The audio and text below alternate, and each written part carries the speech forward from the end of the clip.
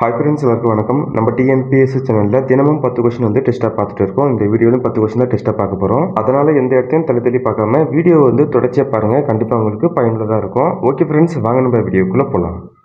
இதற்கு முந்தைய வீடியோவில் வந்து இந்த கொஸ்டினுக்கான ஆன்சரை உங்களுக்கு கமெண்ட் பண்ண சொல்லியிருந்தேன். ஸோ இதுக்கான சரியான ஆன்சரை பார்த்துடலாம். 14 வயதுக்கு கீழ் உள்ள குழந்தைகள் யாரும் தொழில்கூடம் அல்லது அபாயகரமான இடங்களில் வேலை பார்க்க கூடாது. இதை கூறும் சட்டப்பிரிவு வந்து ஆப்ஷன் சி சரியான விடை, சட்டப்பிரிவு 24. ஓகே ஃப்ரெண்ட்ஸ், வாங்க நம்ம வீடியோக்குள்ளே போகலாம். ஃபர்ஸ்ட் கொஸ்டின், தமிழ்நாட்டின் தலை சிறந்த காப்பிய கால துறைமுகம்.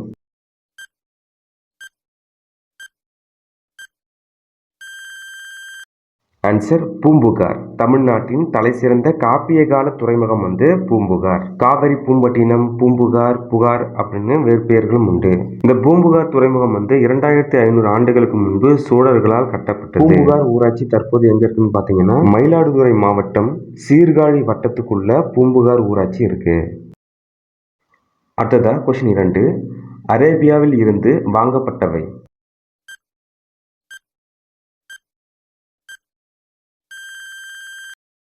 ஆன்சர் குதிரைகள். அரேபியாவில் இருந்து வாங்கப்பட்டவை குதிரைகள். கொஸ்டின் 3, தமிழகத்தில் இருந்து ஏற்றுமதி செய்யப்பட்ட பொருட்கள் ஒன்று.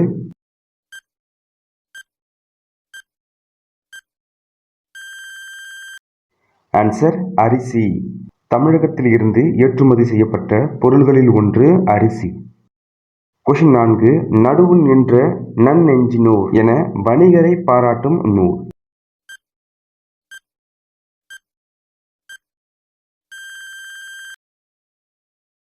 ஆன்சர் பட்டினப்பாலை.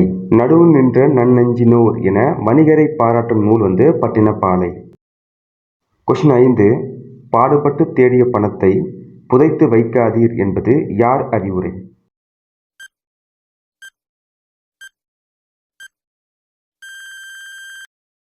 ஆன்சர் ஔவையாரின் அறிவுரை. பாடுபட்டு தேடிய பணத்தை புதைத்து வைக்காதீர் என்பது ஔவையாரின் அறிவுரை. அடுத்ததா பாடப்பகுதியில் இருக்க ஒரு சின்ன ஒரு குறிப்பு பார்த்துடலாம்.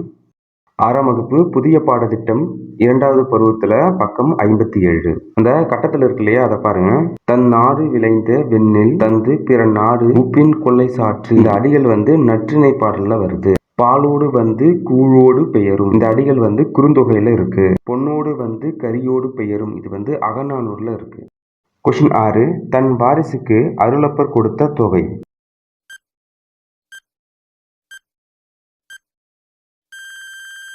ஆன்சர் 50,000. தன் வாரிசுக்கு அருளப்பர் கொடுத்த தொகை வந்து 50,000. ஸோ இது வந்து பாடப்பகுதியில் துணை படத்தில் வருது. உழைப்பே மூலதனம். 6ஆம் வகுப்பு தமிழ் புத்தகம் பக்கம் 61, 2வது பருவம். கொஸ்டின் 7, வணிகம் கூட்டல் சாத்து என்பதனை சேர்த்து எழுத கிடைக்கும் சொல்.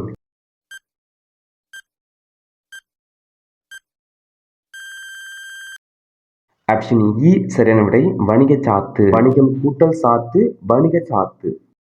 கொஸ்டின் 8, பண்டம் கூட்டல் மாற்று என்பதனை சேர்த்து எழுத கிடைக்கும் சொல்.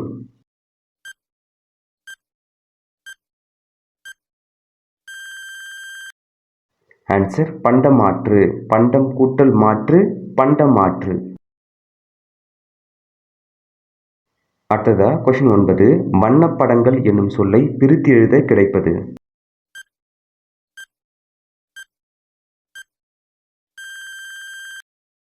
ஆன்சர் வண்ணம் கூட்டல் படங்கள். வண்ணப்படங்கள் எனும் சொல்லை பிரித்து எழுத கிடைப்பது வண்ணம் கூட்டல் படங்கள். கொஸ்டின் 10, விரிவடைந்த என்னும் சொல்லை பிரித்து எழுத கிடைப்பது.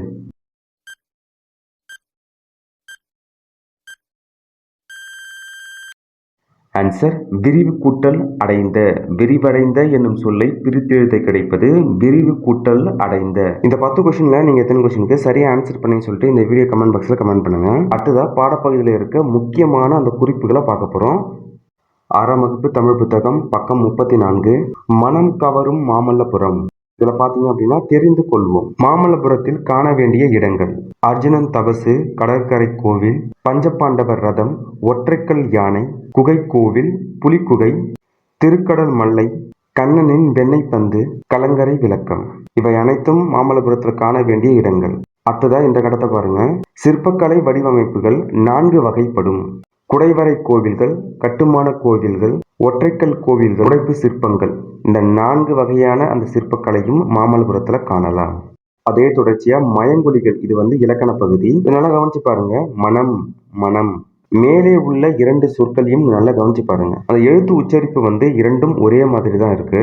அதாவது அந்த 3 சுழி நாவுக்கும் இந்த 2 சுழி நாவுக்கும் அந்த மனம், மனம் இந்த இரண்டுத்துக்கும் பொருள் வேறுபாடு உண்டு. உச்சரிப்புல வந்து சிறிதளவு அந்த வேறுபாடு தான் இருக்கும். அதற்கு பெயர் தான் மயங்கொலிகள்.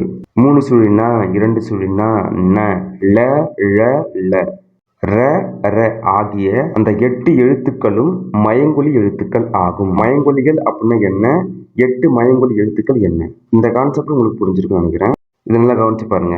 3 சுழினா, இந்த நாவை நம்ம எப்படி உச்சரிக்கணும்? நாவின் நுனி மேல்வாய் அன்னத்தின் நடுப்பகுதியை தொடுவதால் நகரம் பிறக்கிறது. 2 சுழினா, நாவின் நுனி மேல்வாய் அன்னத்தின் முன்பகுதியை தொடுவதால் நகரம் பிறக்கிறது. அதுக்கப்புறமா ந, நாவின் நுனிவாய்ப்பல்லின் அடிப்பகுதியை தொடுவதால் நகரம் பிறக்கிறது. ந, ந, ந. அதுக்கப்புறமா பாருங்க, இட்டு, இன்னு, இத்து, இந்து, இரு, இன்னு ஆகியன இணை எழுத்துக்கள். இணை எழுத்துக்கள்னா அதற்கு தொடர்ச்சியா காங்கனாச்சுன்னு வருது இல்லையா, அது தொடர்ச்சி. இந்த இணை எழுத்துக்களை கொண்டு தகரத்தை அடுத்து வரும் நகரம் தன்னகரம் என்றும், தகரத்தை அடுத்து வரும் நகரம் தன்னகரம் என்றும், ரகரத்தை அடுத்து வரும் நகரம் ரன்னகரம் என்றும் அழைக்கப்படுகின்றன. அந்த சின்ன பாக்ஸ்ல இருக்கு இல்லையா, அதை பாருங்க. சொற்களில் 3 சுழினா, 2 சுழினா இடம்பெறும் வகை. அந்த எழுத்து வந்துச்சு அப்படின்னா அதற்கு முன்னு வந்து 3 சுழினா வரும். எடுத்துக்காட்டு கண்டம், வண்டி, நண்டு. ரா என்னும் எழுத்துக்கு முன்னு வந்து 2 சுழினா வரணும். எடுத்துக்காட்டு மன்றம், நன்றி, கன்று. எங்கெங்கெல்லாம் 3 சுழினா வரணும், எந்த இடத்துலலாம் 2 சுழினா வரணும்னு சொல்லிட்டு இந்த கான்செப்ட் கண்டிப்பா உங்களுக்கு புரிஞ்சிருக்குன்னு நினைக்கிறேன். 3 சுழினா அந்த நகரம் வர இடத்துல 2 சுழினா எழுதப்பட்ட பொருள் வந்து வேறுபாடு அடையும். எடுத்துக்காட்டு வானம், 2 சுழினா வராம 3 சுழினா வந்ததுனால அது வந்து வெடி. 2 சுழினா வந்துச்சுன்னா அது வந்து ஆகாயம். பனி, அது வந்து வேலை. 2 சுழினா வந்துச்சுன்னா அது வந்து குளிர்ச்சி. கீழே இருக்கிற அந்த படத்தை நல்லா கவனிச்சு பாருங்க. ல, ல, ழ, ல, ல, ழ. இதை நம்ம எப்படி உச்சரிக்கணும்னு சொல்லிட்டு அதுதான் அந்த பேராகிராஃபை கொடுத்துருக்காங்க. அடுத்தது கீழே இது பாருங்க, பொருள் வேறுபாடு உணர்க. விலை, அதற்கு வந்து பொருளின் மதிப்பு. இரண்டாவதா இருக்க அந்த விலைக்கு வந்து உண்டாக்குதல், விளைவித்தல் சொல்றாங்க இல்லையா, அதுதான் உண்டாக்குதல். விளை, அதற்கு வந்து விருப்பு. அதுக்கப்புறமா இலை, அது செடி கொடியில இருக்கிற அந்த இலை. இரண்டாவதா இருக்கு இல்லையா, அந்த இலைக்கு வந்து மெலிந்து போதல், அதாவது இப்போ இலைச்சி போயிட்ட அப்படி சொல்றாங்களா, இலைத்தல். இழை அப்படின்னா நூல் இழை. அடுத்ததா இந்த படத்தை நல்லா கவனிச்சு பாருங்க. ர, ர உச்சரிப்பு முறை நல்லா கவனிச்சுக்கணும். அடுத்ததா பொருள் வேறுபாடு உணர்க. ஏரி, இதற்கு வந்து நீர்நிலை. இந்த ஏரிக்கு பாருங்க, 2வது கீழே இருக்கு இல்லையா, அந்த ஏரிக்கு வந்து மேலே ஏரி. மரத்து மேல ஏறி வா அப்படி சொல்றோம் இல்லையா, அந்த ஏரி. கூரை, இந்த கூரைக்கு வந்து வீட்டின் கூரை. 2வதா இருக்கு இல்லையா, அந்த கூரைக்கு வந்து கூரை புடவை. ஓகே ஃப்ரெண்ட்ஸ், இந்த வீடியோ பதிவு கண்டிப்பாக உங்களுக்கு பயனுள்ளதாக இருக்கும்னு நினைக்கிறேன். அடுத்த வீடியோ பதிவில் சந்திப்போம். நன்றி, வணக்கம்.